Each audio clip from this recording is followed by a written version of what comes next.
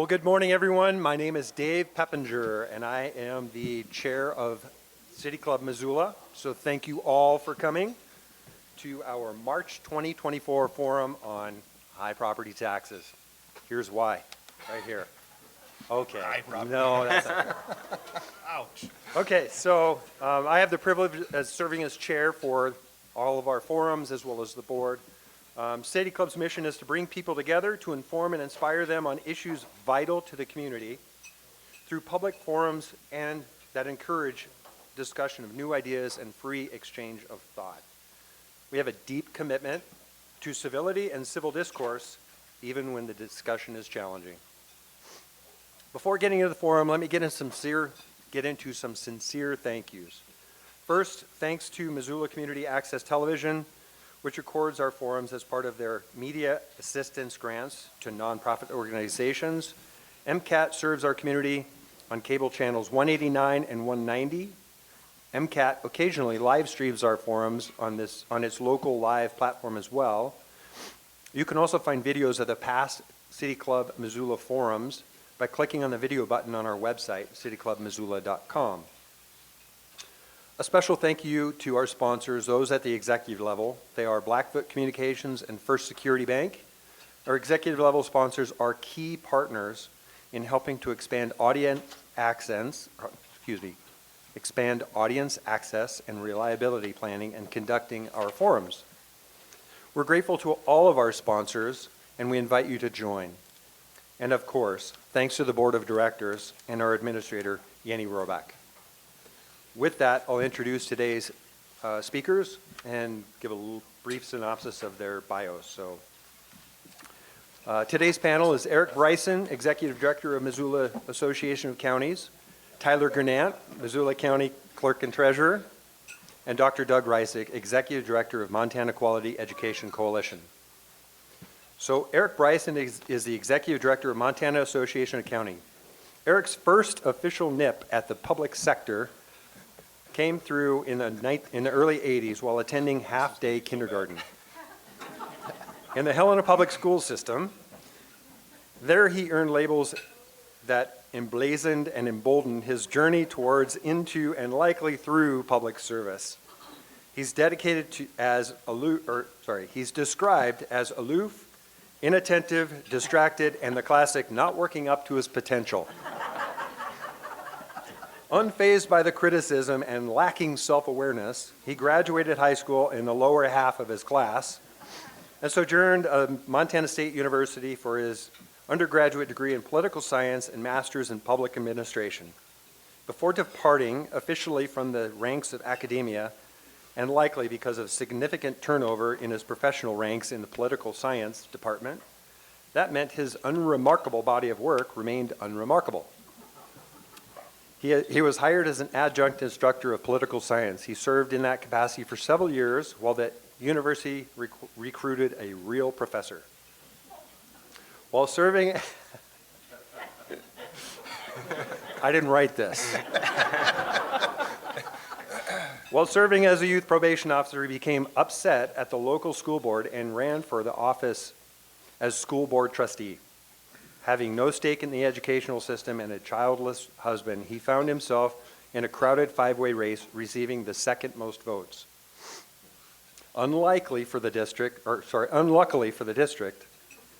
there was 2 seats open and he served his term without distinction. Then he became frustrated with city politics and ran for city commission. He won and continued his public service without distinction. Unsatisfied with the idea of living in a beautiful, high-growth, amenity destination community in the Rocky Mountain West outside of Yellowstone Park, and some would say just adjacent to Montana, he left Bozeman and Gallatin County to return to his roots in the state capital of Helena. Serving without distinction as the Lewis and Clark County Administrator led him to a transitional role in the Montana Association of Counties. After several unsuccessful recruitments, he ended up being the only applicant for the executive director position and has served without distinction since 2018. He is married with a 10-year-old son and a 14-year-old daughter. Neither of his offspring show early signs of his unremarkable disposition. Next is Tyler Gernant. He's the Missoula County Clerk and Treasurer. Having first been elected to the position in 2014, as Clerk and Treasurer, he oversees property taxation in Missoula County, motor vehicle titling and registration, property records, and vital records such as birth and death certificates. Prior to being elected for the position, Tyler was an attorney practicing in Missoula. His practice focused primarily on representing small businesses, taxation, real estate development and transactions, and securities regulations. As clerk and treasurer, Tyler has modernized the process of the office, reducing motor vehicle wait times for over an hour to the current average of 7 minutes. Wow. All I can say is that's work. Self-reported customer satisfaction rates have improved as a result to 99.6% of customers being either satisfied or highly satisfied with the service they received. Tyler introduced electronic tracking for subdivision applications, which has helped dramatically reduce review times for subdivisions and subdivision exemptions in the county by allowing for concurrent review by all departments. He also spearheaded the effort to make all of Missoula County's property records available for free online and to geographically link them to an interactive map. When this process is complete in 2026, Missoula County will be the first local government in the nation to provide geospatial access to all property records to the public for free. Nice. Next is Dr. Doug Reisig. He's been with the Montana Quality Education Director since 2022. Prior to assuming his role with MQEC, Dr. Reisig was involved in the Montana education for 46 years, with 34 spent superintendent positions in St. Ignatius, Troy, Anaconda, and Hellgate Elementary. My kids went there, so I know all about him. So, at the time of his retirement, Dr. Reisig was the longest continuous serving school district superintendent in Montana. Dr. Reisig received his BS degree in M Masters in Education degrees from the University of Montana and his EDD in Educational Leadership in the Montana State University. Dr. Reisig, in addition to being MQEC Executive Director, also represented the Montana Office of Public Instruction on the Executive Board of the Montana High School Association. He served 8 years on the MHSA Executive Board representing the Superintendent of Public Instruction from the Montana Office of Public Instruction in 2023.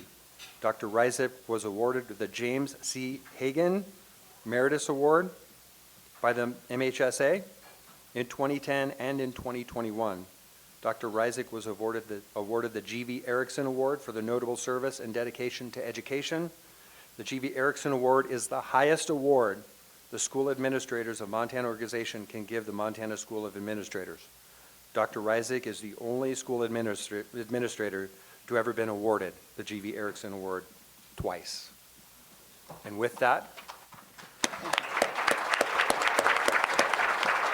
Eric, you're up.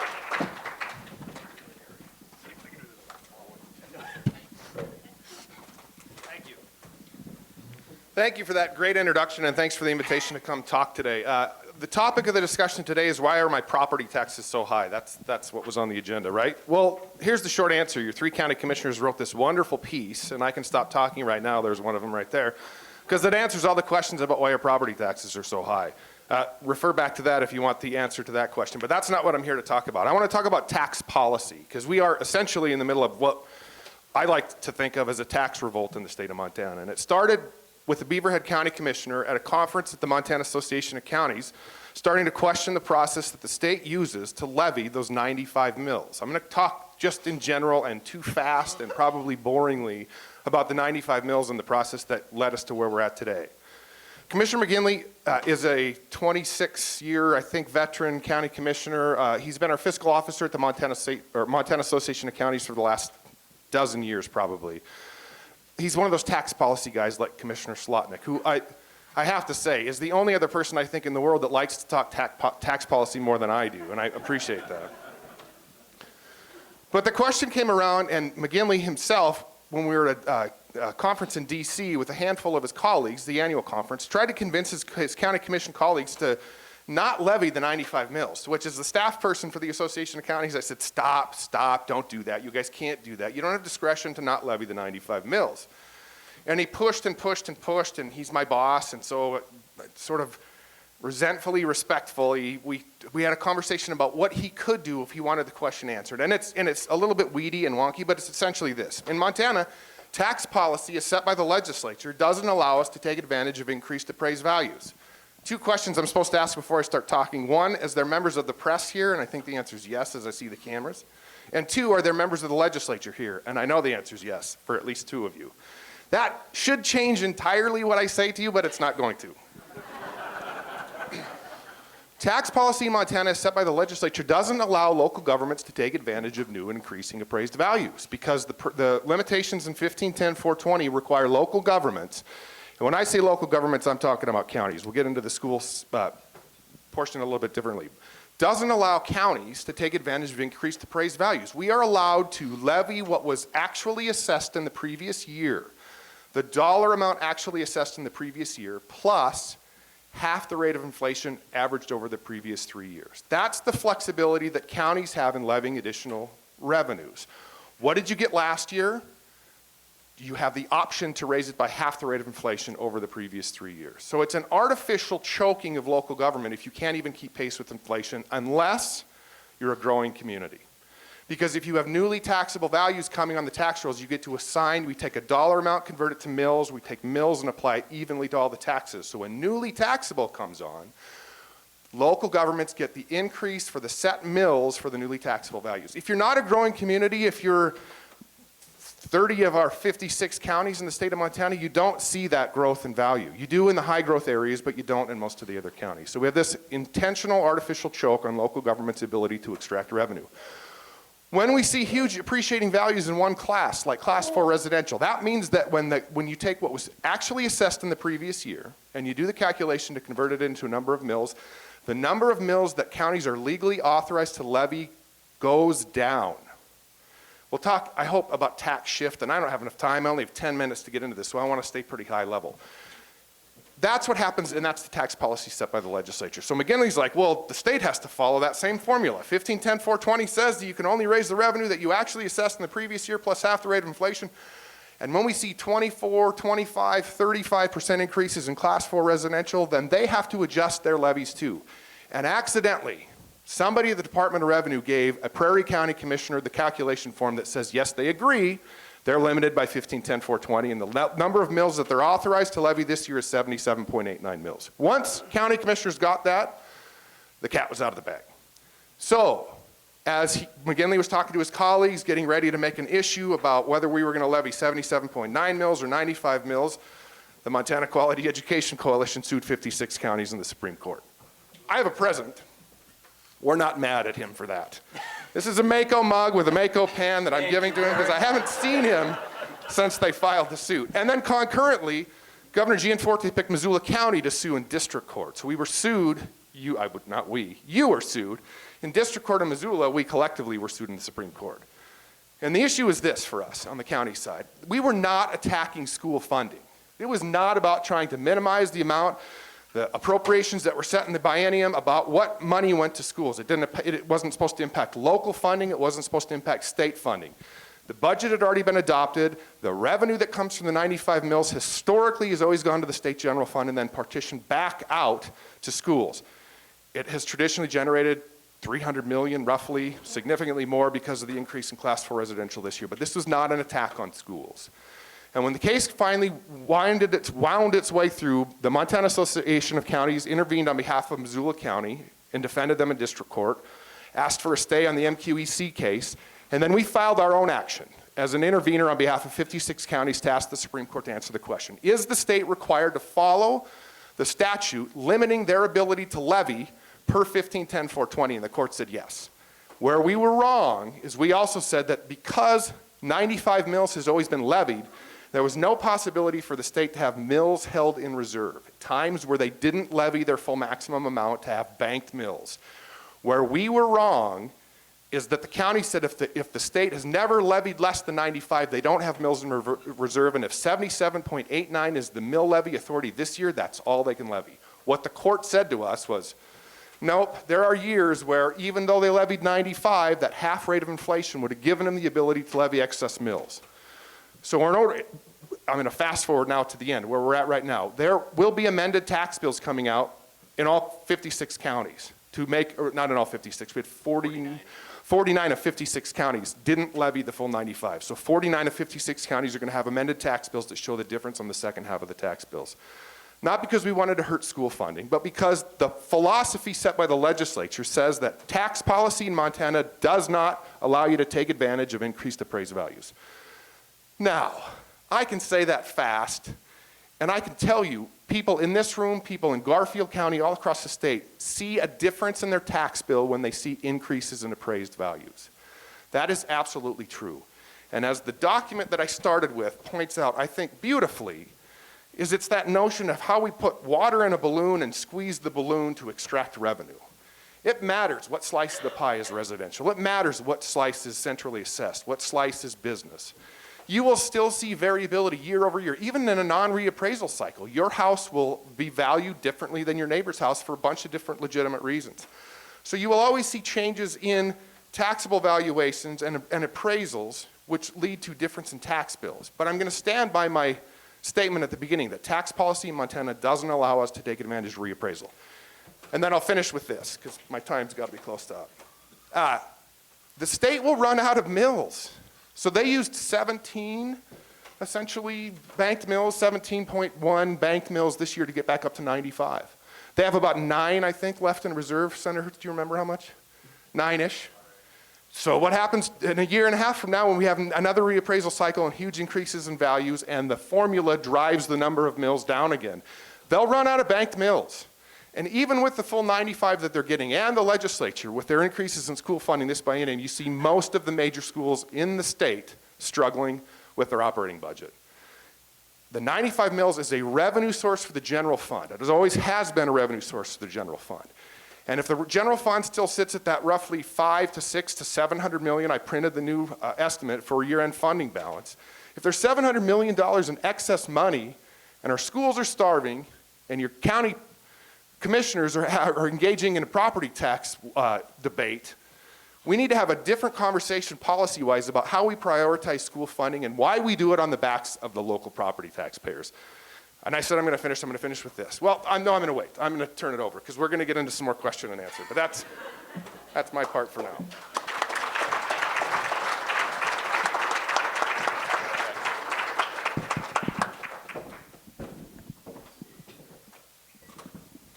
Thanks for the mug. You're very welcome.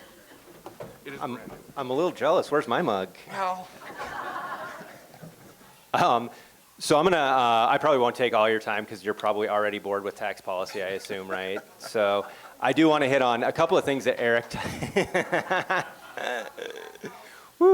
a couple of things that Eric touched on that I kind of want to expand on a little bit is this idea of the lawsuit with the MACo, between MACo and the Quality Education Association, or Coalition. One thing that kind of got left out is the Supreme Court decision that ultimately decided that the governor had the right to assess the additional mills, to use the banked mills. It really, really heavily relied on the idea that the Department of Revenue has done this calculation for 20 years, and for 20 years nobody has objected to it. And so one of the things that I just really, frankly, it probably doesn't matter to most people, but it matters to me, the Department of Revenue has been doing this calculation essentially in secret. No one has ever seen this spreadsheet that they gave to us after the fact saying that this is how we calculate this. When you look at the metadata for that spreadsheet, supposedly they've been doing it for the last 20 years, but it was created in 2017. The first time they ever supposedly used banked mills was in 2018.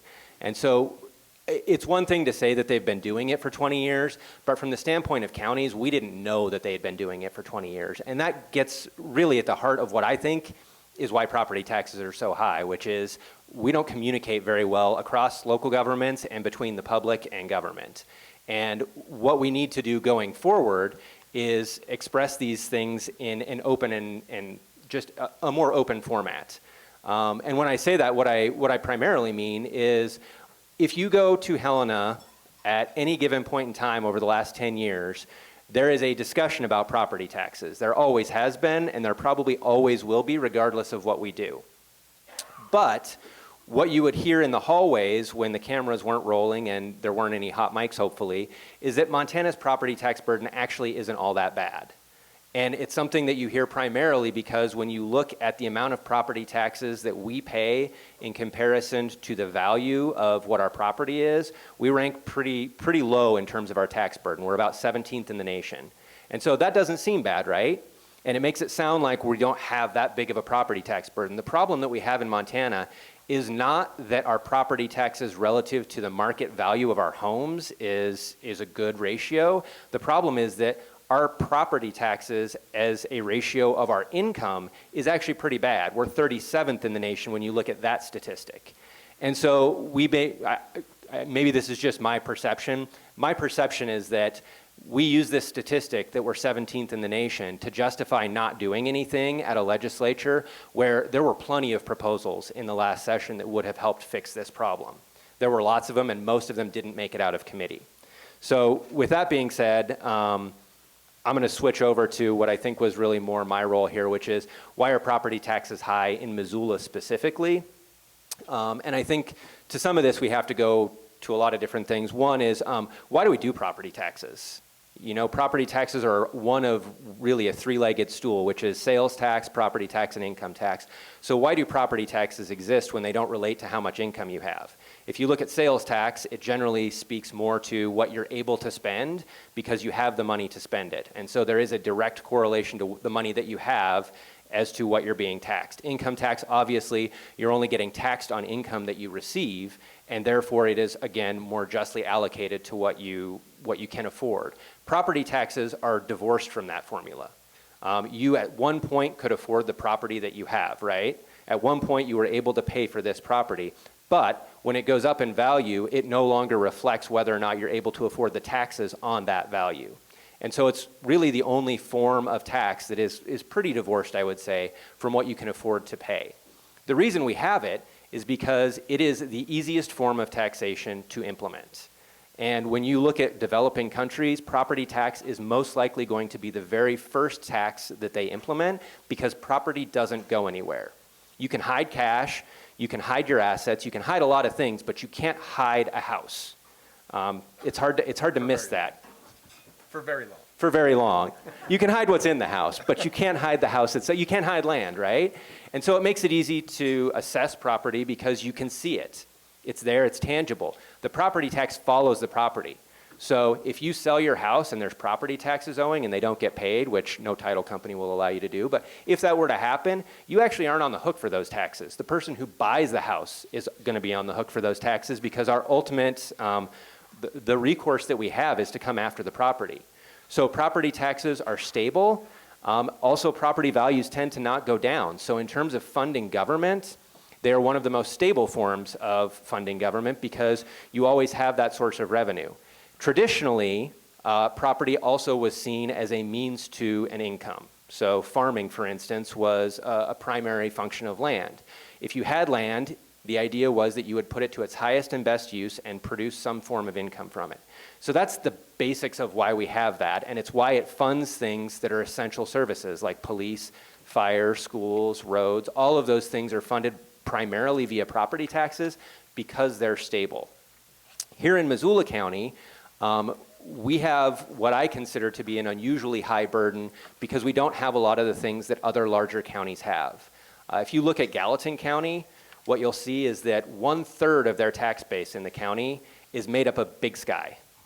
Big Sky represents 3,000 residents in Gallatin County, but they make up 1/3 of the property tax base because there are so many wealthy homes. And one good thing about Montana's tax policy, when you have a home that's worth over $1.5 million, it starts getting taxed, anything above that value starts getting taxed at the commercial rate. So they're no longer paying the residential rate, which is 1.35%, they're paying the commercial rate, which is 1.89%. That dramatically lowers the tax burden in Gallatin County. You see the same thing happen to some degree in Flathead County. What you see in Yellowstone County, And Cascade County is you have refineries. So you have these big industries that contribute a ton of money to their tax base. We used to have that with the mills, but those have since disappeared, and so we don't have those anymore. And so Missoula has been, for worse, I would say, on the forefront of this shift of the tax base from commercial and industrial to residential, and it's not just residential in Missoula, it's your primary home. We don't have a ton of people with second homes here. So that's a big reason why you see Missoula's tax burden that people complain about so much. It's higher for those reasons because we don't have these other things that help alleviate that. And so I'm actually, I think, for the most part, I'm going to end there with one major exception, which is Eric brought up, you're going to be getting a second tax bill. And so just as a piece of information, that will go out sometime at the end of March, and it will be attached to your second half taxes that are due at the end of May. If you want a quick preview of what you're going to owe, it's 17.3 mils because in Missoula County we have a vocational school, and there's an additional 1.5 mils that are authorized to be levied for that. And so there was, while most counties are at 17.1 additional mils, Missoula County is at 17.3 additional mils. And the value, so Great question. I'm going to do my absolute best because this is a lot of math. Basically what happens is the Department of Revenue assesses a market value for a property. They then multiply that by the taxable rate for that property. I just mentioned that for residential it's 1.35% of the market value. For commercial it's 1.89%. It varies based on the type of property. So that'll give you a taxable value. That taxable value then, 1 mil equals $1 for every $1,000 of taxable value. So when I say 17.3 mils, for every $1,000 in taxable value that you have, you'll pay $17.30. And so the easiest way to calculate it is in the bottom right-hand corner of your Missoula County tax bill. You're going to see a box that lists your market value and your taxable value, and it breaks it out by real estate, improvements, and personal property. You take that total taxable value and multiply it by 0.0173. Because again, a mil is $1 for every 1,000, so you basically divide that by 1,000, and that gives you your mill rate, multiplied by the taxable value, and that's going to be what you're going to owe in addition to your second half taxes. We're putting those on the same tax bill, so you can pay them all at once. For a lot of people, they've actually already paid their second half taxes, so if you've already paid your second half taxes, you'll be getting a bill for just that additional amount. And so that was the most exciting thing I had to say, and so now I'm going to turn it over to Doug.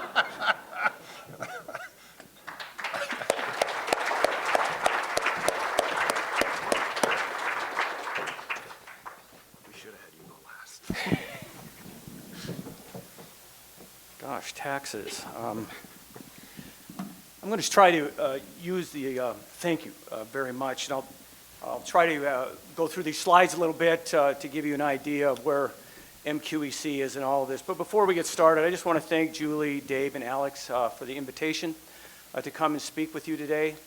The Montana Quality Education Coalition was started in 2001.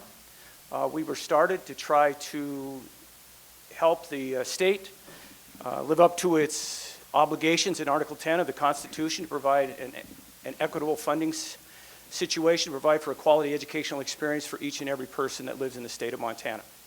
Our coalition is made up of over 100 school districts from across the state of Montana. All the AA school districts are members of our organization. We have the largest school districts all the way down to one-room schoolhouses. We also have every major educational advocacy group in the state of Montana that is a member of our coalition. I'm going to talk a little bit about the 95 mills and where schools stand, and I will tell you right now, I do live in Missoula. I pay the same taxes that you do. Sometimes I complain about taxes too, but I'm unapologetic about our group's advocacy for funding for public schools and for kids, that the 150,000 plus children who attend schools, public schools in Montana. Though I may not always agree with Eric and Tyler, I have great respect for the work that they do for their organizations and their governmental entities, and I appreciate their advocacy for their groups. So let's talk a little bit, if we can, here, and I'll try to go.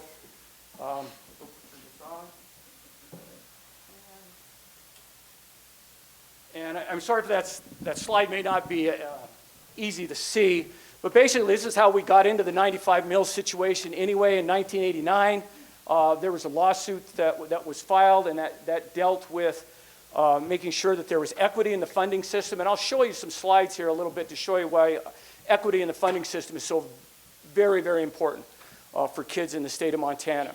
That lawsuit then was followed up by 2 lawsuits that were in the early 2004 and 2008, the Columbia Falls lawsuits that dealt with adequacy of funding in terms of, was the state adequately funding public schools in the state of Montana so that children, regardless of where they lived in the state, would be given pretty much the same opportunity from a financial standpoint to have a quality educational experience, and local taxpayers would not be harmed in terms of how hard they had to work in terms of taxation to provide that quality educational experience for children in their communities.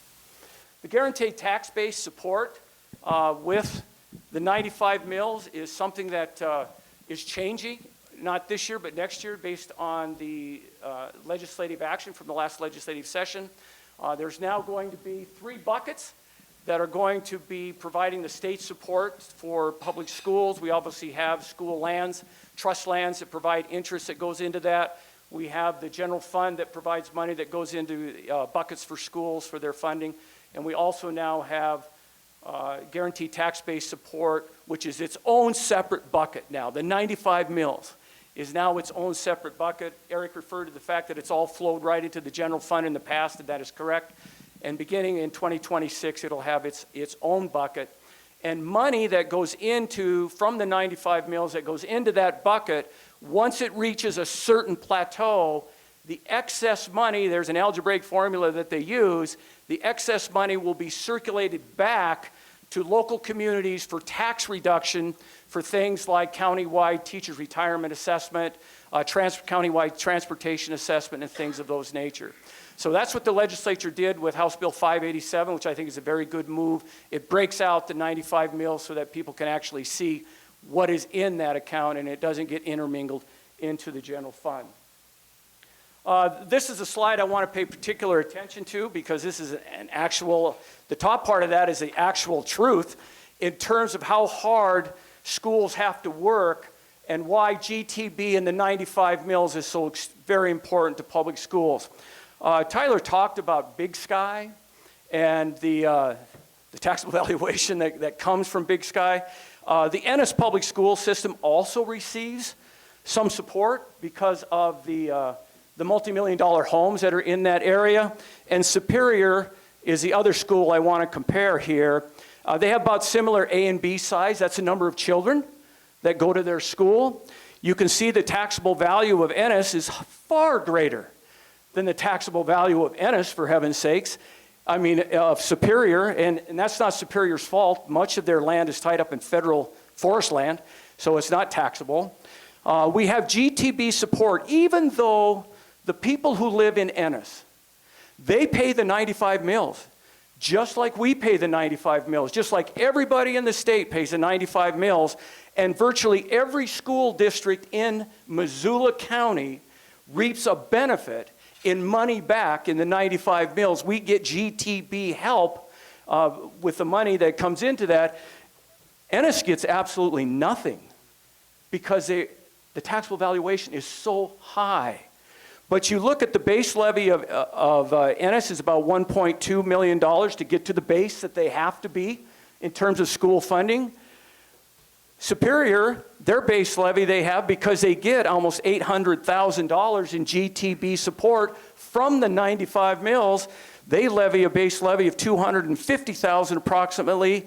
But look over at the number of mills, the category at the far right.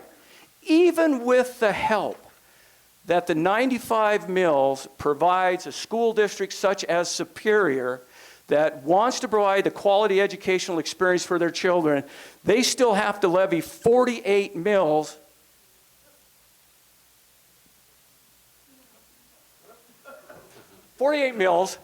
Compared to 5 that Ennis has to levy.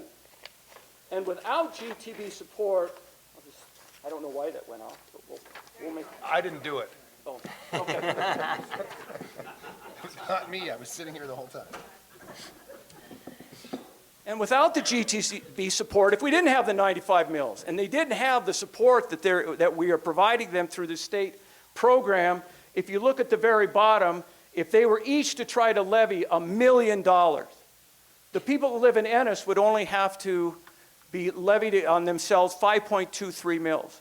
The people that live in Superior would be 192 mills that they would have to levy on their taxpayers in order to support their schools. The GTB aid from the 95 mills is so extremely important to public schools, and you can see on this chart right here, the black line represents what the state average is, supposedly, in terms of what taxable valuation is across the state. If you happen to be in column A, B, or H, I, J, you are schools that are above that average, you don't get any GTB support, because the taxable valuation wealth in your communities is so high that you're above the state average. The schools where the orange is, those are school districts throughout the state of Montana that actually get assistance because they are below the average in the state. And on that chart, Superior is in column D, and Ennis is over in the very last column, column J. When I was the superintendent at Hellgate Elementary for 22 years, people always assumed that, well, gee whiz, Hellgate Elementary is this rich school district, has the Reserve Street, has the corridor there, has all this development that's going on. It's an extremely wealthy school district.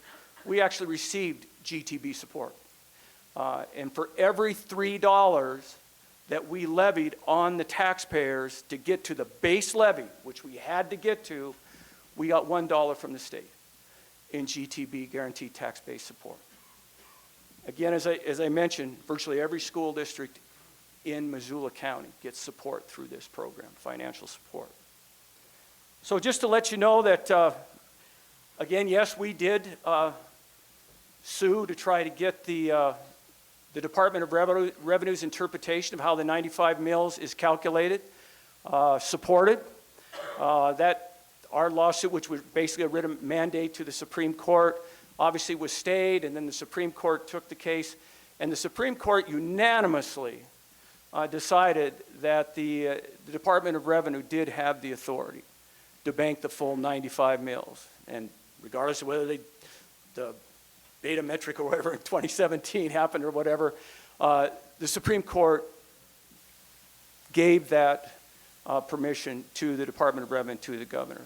And again, from my standpoint, as the executive director of the Montana Quality Education Coalition and as a superintendent for 34 years across the state of Montana, working with Montana students, I can tell you how absolutely valuable the 95 mills and the money generated from the 95 mills is.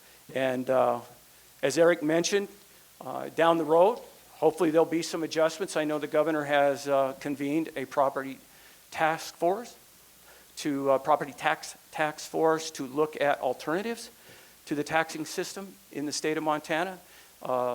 Much needed, and I applaud the governor for his efforts in that area, and hopefully we will come out of some sort of recommendation out of that committee to the legislature when it convenes in January of next year, and I'm sure it's going to be one of the top topics is what do we do?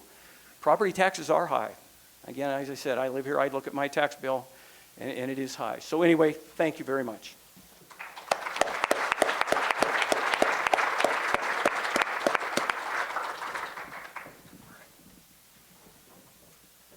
All right, now we've reached the point of table talk. So we've got a few new people in here. So let me kind of go over table talk. It never fails. I come up here and I say the same thing, and we still get people that do autobiographies. So I appreciate the prior context, but please keep it brief. As you can see, look around the room. We're packed. So we will have two people walking around the room. Take this time right now to appoint a table ambassador. That person will be the one who is chosen to stand up, publicly humiliate themselves and give them their name, and ask the question their table comes up with. We will have two people walking around with microphone. They will bop you on the head if you go too long. No, they won't, but anyways, please keep them brief. So with that, I'll be back at 12:30. Nice job. Eric, nice job. That was very good. All right, everyone ready to rock and roll? Mics are facing down. Everyone's got table questions, right? Okay, so as I said at the beginning, we are committed to civil discourse. So we ask that you keep your questions respectful and that you avoid making statements. As you can see from the attendance, it's a large number of guests that we have here. We all have questions that we need answers to, right? So please be respectful. We will try and get to as many tables as we can. Know that we're not going to get to everyone. You want me to stop? Okay. See if anybody's paying attention. So please keep the questions quick and simple and try and limit it to one question. I know that there's some that require a two-part series, but we don't need one table hogging up all the time. So we will have two mics walking around. We have Alex and we'll have Dave back here. So please raise your hand at the table. We will try and split the room and go back and forth. And I will be back to stop everyone later. Thanks.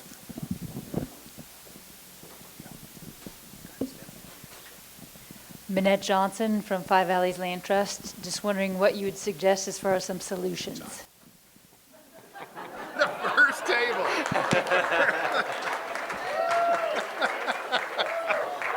You want me to go first? I'll go first. We'll eat up the last 30 minutes just on this question alone. Thank you for that.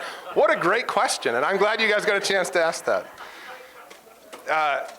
So there are, in tax policy and the discussion, if we had more time to get into, there are sensitive populations that everybody, I think, agrees with. Maybe not everybody, but I think there's some common denominators for areas that we can all come to terms with. The people that are financially strapped, elderly homeowners, people in certain situations where you don't want them to both be forced out of their house for increasing appraised values, which correlate to increasing taxable values. So if we address the sympathetic populations or modify the systems that we have in place, Montana has a property tax assistance program.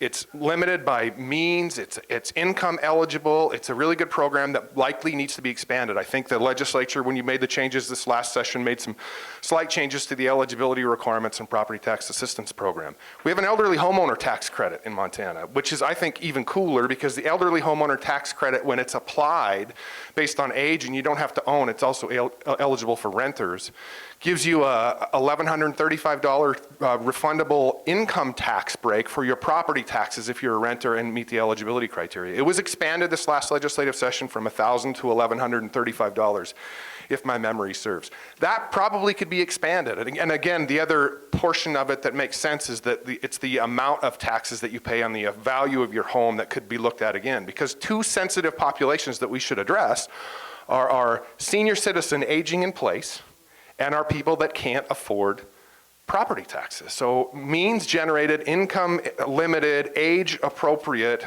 solutions already exist in Montana code and likely need to be expanded. But I think the other larger discussion is prioritize from a legislator's perspective what we're funding first. And if education needs to be the first thing we fund, and I'm going to go back to part of the conversation about the 95 mills. It is absolutely true that the Montana courts have determined that the state was not doing their constitutional duty. The state was not doing their constitutional duty by funding adequately and equally public education. That's the basis of the lawsuit. It was the legislature's choice to address the equality portion of it with property taxes. They didn't have to do that. 95 mills was not a court order. That was a remedy brought forward by the legislature to say everybody pays 95 mills, all the money goes to Helen, and then we distribute it back to those that need versus those that have. We don't need to do that. If the state has the funds and prioritized education funding first, we would not have to levy 95 mills, and it would be an equal benefit to everybody receiving less mills. Now, we can get into tax shifts and the consequences of that, which we sort of got into in the conversation before, but in general, look at the target populations that need help, elders, aging in place, low-income folks that can't afford it, and then look at prioritizing first dollars in the state coffers to be able to fund the educational obligation that the Supreme Court saddled with because our Constitution requires it to be borne by the state. I'm going to limit my response too, because I could go on for at least a half an hour about what I think should be done. First and foremost, I think we need to bring back, there used to be a homestead exemption for your primary residence in the property tax code prior to when we went to the 2-year reappraisal cycle. We eliminated that. And the idea was to simplify the tax code, right? It was meant to make it easier to calculate your taxes. As someone who gets a lot of those questions, I guarantee you that did not simplify it in the minds of most Montanans. In fact, it's just as easy to explain today as it was when we had a 6-year reappraisal cycle, which is very hard. It's not easy to explain. So I think bringing back some sort of homestead exemption for your primary residence would be a good first step. Now, whether that looks like lowering, basically containing the increase in value, but somehow it needs to tie back to your ability to pay, right? Because ultimately, property taxes are not in any way, shape, or form tied to your ability to pay.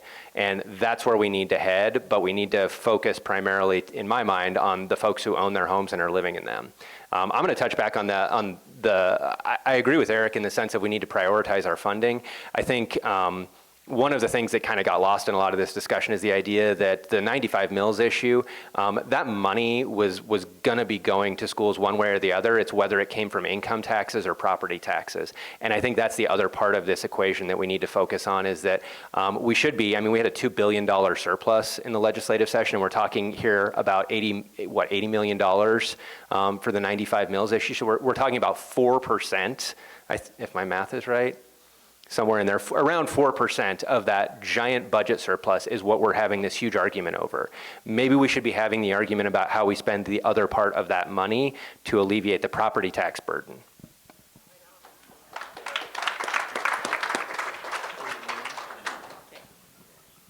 Miranda Ming. Our question is, in Missoula, we've seen our property taxes go up, but it appears the tax base has grown, so evident from all the new homes. So can you please explain that? So let me clarify. So what you're saying is the value of all of our property has gone up, but so has our property taxes. So, sorry, what was that?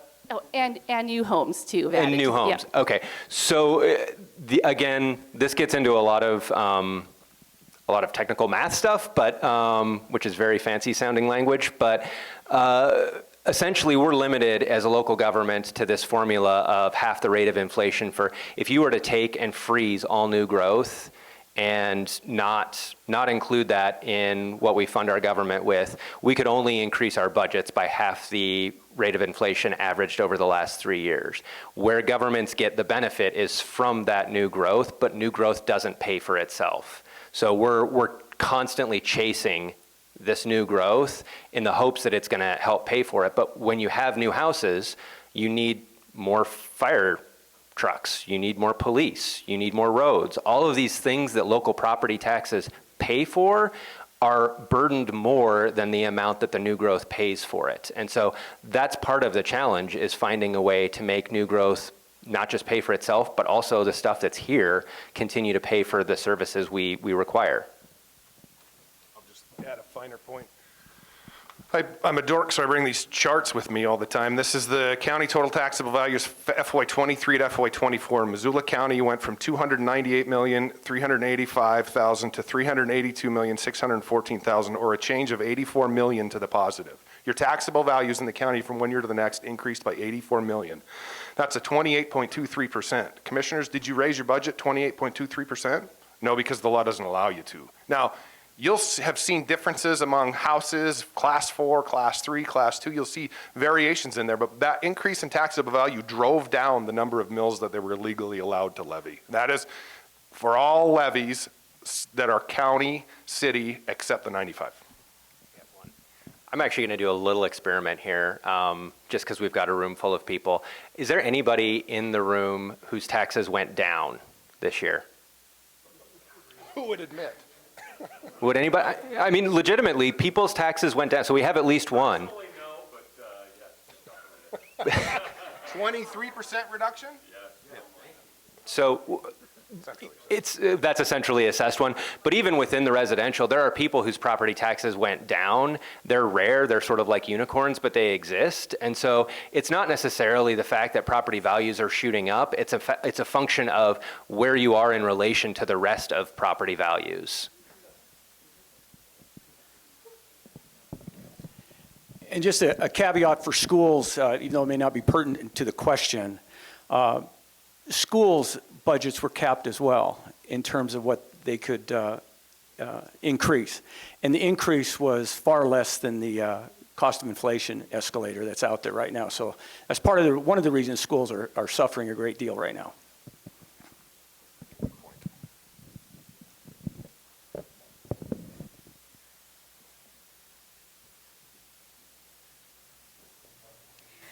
My name is Ann Lee. I'm with Partners in Home Care, and I have a really simple question. What is the likelihood of tax reform in Montana?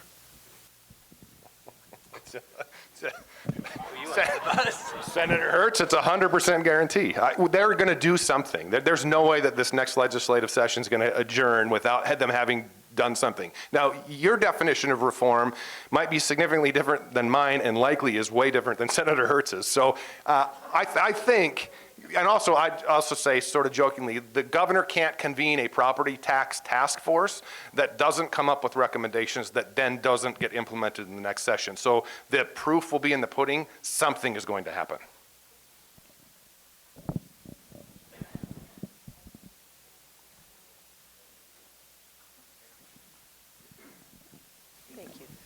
Hi, Nancy Picard with Partners Hope Foundation, the hospice and end-of-life center that's being built. Our question is, and actually I'm going to do what I'm not supposed to do. I want to know why Northwestern Energy's tax, but I do. That was my question. And then also, I'm going to ask a second, why is it equitable when Missoula passes a levy and somebody down the valley, one of the other communities, doesn't? How is that equitable? So Northwestern, I'm not going to get into the nitty-gritty details of it, but I can tell you centrally assessed is a whole different animal. In essence, it's large companies, public utilities, airlines, railroads, things like that, that operate across county lines, across jurisdictional lines. And so instead of their property being valued, like your house is valued as your house if you were to sell it, they're valued as a complete entity, right? And then they are assigned a value for that taxing jurisdiction for them to tax on. And so I can't speak to how the Department of Revenue comes up with those values. Personally, one of the things that I think is just a failure of the system is when you have a centrally assessed taxpayer who disagrees with their value, they get to go to these private confidential mediations that are behind closed doors, and most of the time they work out their value within these confidential mediations. That's not something that's available to any of you as a homeowner. The ideal tax system is one that is open and transparent, and so that was a law that was changed a few years ago. So I'll leave that there and go to your second question, which was, what about when we pass a levy in Missoula and they don't here in Lowell, how does that become equitable? I guess if you're talking about a levy for school districts so a school district, I'm going to let Doug actually answer that because he's. I'm not going to get into a lot of deep discussion on how the school budgets are built, but everyone needs to understand that there is a basic level that schools all have to be funded to. Regardless of whether you want to pay the taxes or not, you have to pay them to get your schools to the base budget, which, to simplify things, is based on your enrollment. That's going to be your base budget. Anything, and that's where you get your GTB help, the 95 mills kicks in. Anything over and above that, for simplicity's sake again, is up to the individual community to make the value judgment on their own, whether they want to tax themselves more to provide more opportunities for their children, in terms of what programs they want to offer, in terms of what they want to pay staff, how many staff members they want to have, and they have some other accreditation standards they have to deal with. But that's how that all works. And so in Missoula, it has historically always been a very pro-education community. They support schools. They vote for levies. That is not to say that the people who live in Ravalli County don't support their schools either, but they may come from it from a different perspective in terms of taxation and how they want to tax themselves. And that's just something that takes place across every school district across the state. Okay?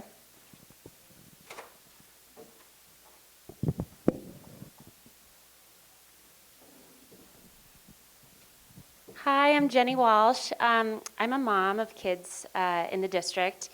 And at Paxson, with all these budget cuts, we're losing our art teacher. So one of the questions on a lot of parents in town's minds is, with this new charter school coming, do charter schools receive state funding drawn from the same pot that are the funding available for public schools? Now we're getting lively. Yes. And I say that with you, just understand, there were two charter school bills that passed in the last legislative session. House Bill 549, which is the charter school bill that's currently out there right now, our organization helped write that bill because it follows the public school model. It follows Title 20 of the Montana State Constitution. All the same requirements, conditions that a regular school within the school district has to follow, the accountability features, a charter school has to follow. Those kids that go to the charter school from the public school do in fact get A and B. It's not taken away from the public school, it's just put in a different pot.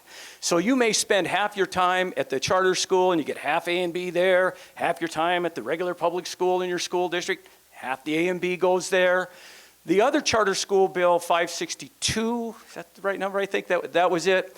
Again, my organization, we actually filed suit over that bill because the community choice charter school, we felt that it was not a very positive charter school bill because it exempted that charter school from many of the requirements, conditions that normal public schools have to follow and the Montana Constitution makes schools follow.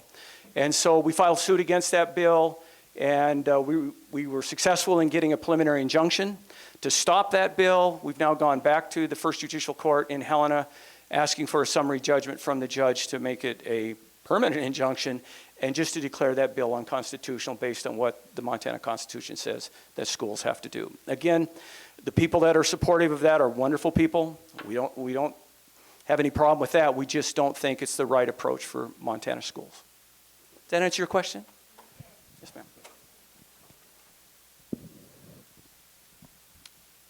Yeah, hello. My name is Jack Hall. I work with the Downtown Missoula Partnership.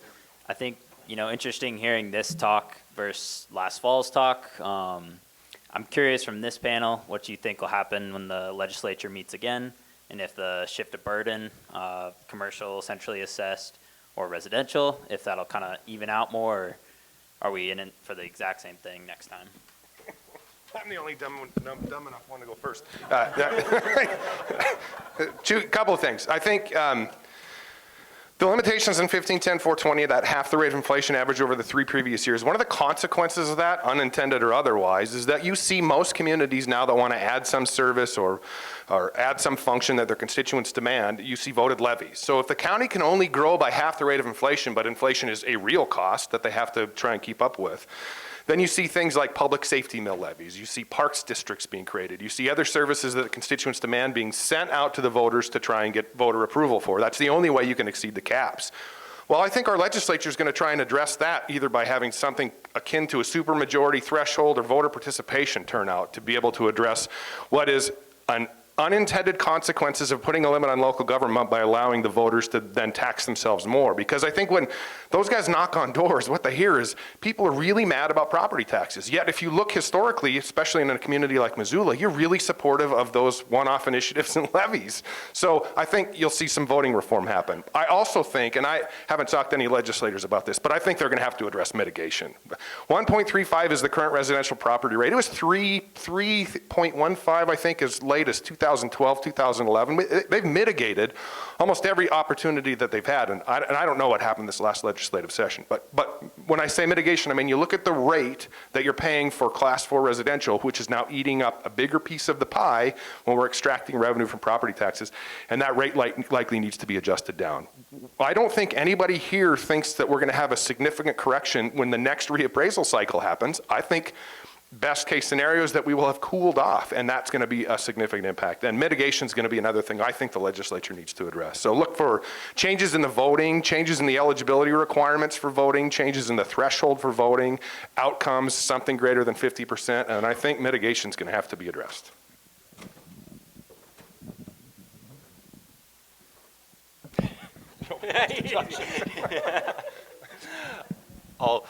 I'll add one tiny thing, which is I think one of the challenges for anybody in predicting this is a lot of these bills have been in front of the legislature before and haven't moved anywhere.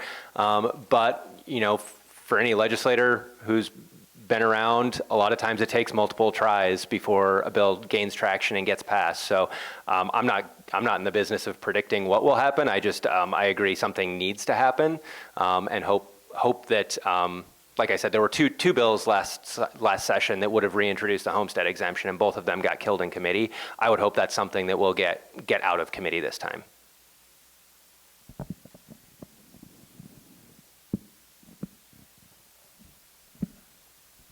Peter Walker-Kelleher with DJ&A. And this last question was somewhat similar to mine, and I hesitate to ask it actually because ultimately it's going to be based on the premise that overall our tax revenues do not meet demand.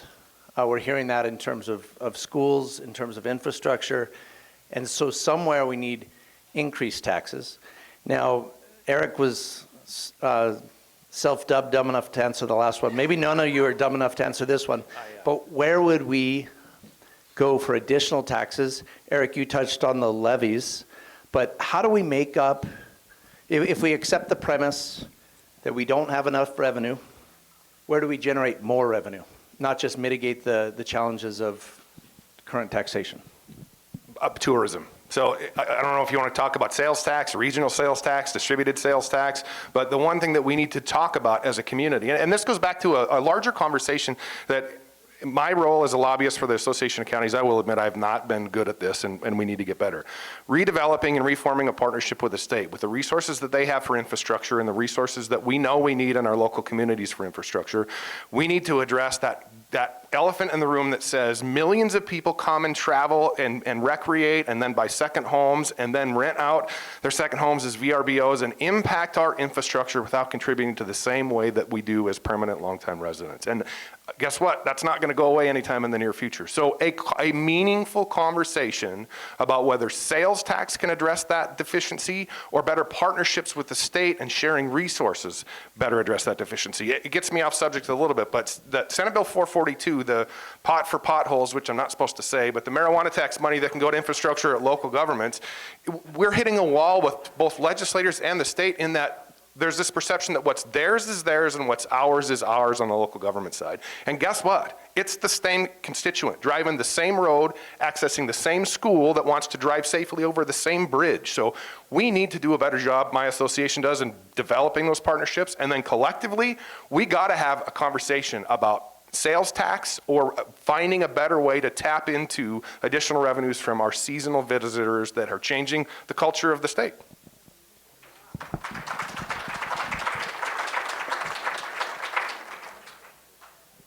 Hi, my name's Sam Schmidt. I'm a parent and a community member, and I just curious about the budget of the schools, similar to if TSA in 9/11, there was a safety issue, and no airports had the budget to provide what they did, but they did it. And now, as a parent, I'm seeing a huge impact of behavioral issues in our schools, and there's behavioral interventionists, but they're being cut as well. And this is a safety issue for our teachers. We're losing teachers that are retiring that are not taught, nor did they sign up to provide mental health specialties in the school. We do provide speech PT, OT, But I'm concerned that safety is not being addressed because there's no room in the budget.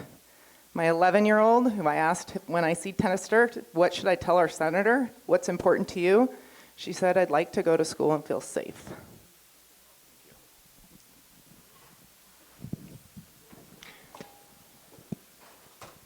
Excellent point. And I think schools all across the state of Montana, because of the budget crunches that they're in, are faced with trying to how to address that issue.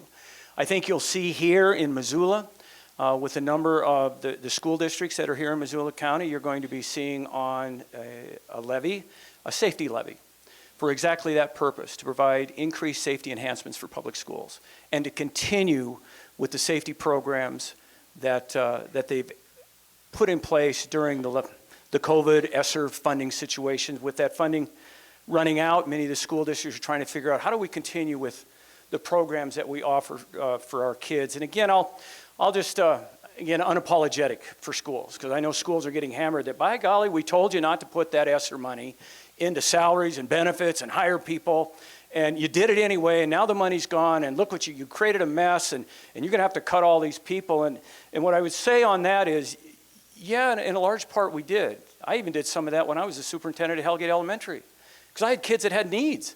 I had learning loss needs that, the ESSER money, well, you can only spend 20% of that on learning loss for kids. Are you kidding me?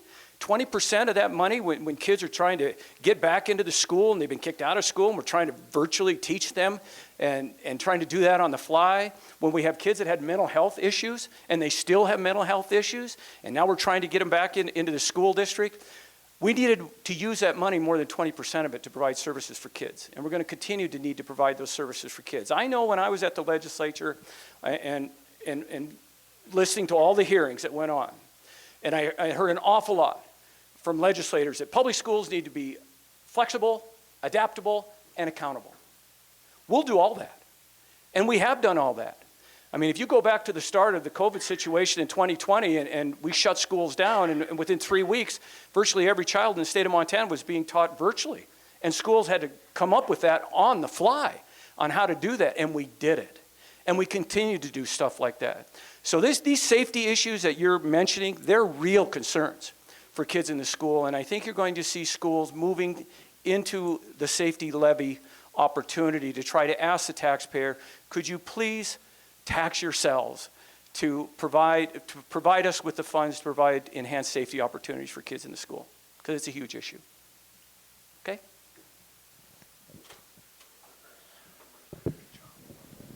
And with that, we've come to the end, so I'm back on stage. So again, thank you, Eric, Tyler, and Doug, for this very informative session.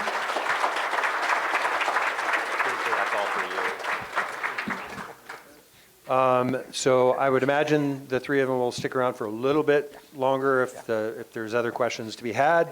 Again, thank you to sponsors, especially First Security Bank and Blackfoot Communications. And of course, thank you, our audience, for attending. One more item of business, April 15th, our next forum will be on April 15th, not the second Monday, but the third Monday. So that one is on State of the Community, right? That one will get sold out. So please get registered early if you want to be at that one. We will take up all this space and all the other ones. So who's going to be at that? Well, I'll be there. Is that important? No, we will have the new mayor, Andrea Davis. We will have Seth Bodner, and we will have one of the county commissioners. I'm not sure who, but we will have one of them chosen. So be sure to look at our website. We will update that as quickly as possible. And with that said, have a great day. Good job. Thank you, gentlemen. Thank you very much. Nice work. So for what that's worth, maybe check in with the school, because I just have. Yeah.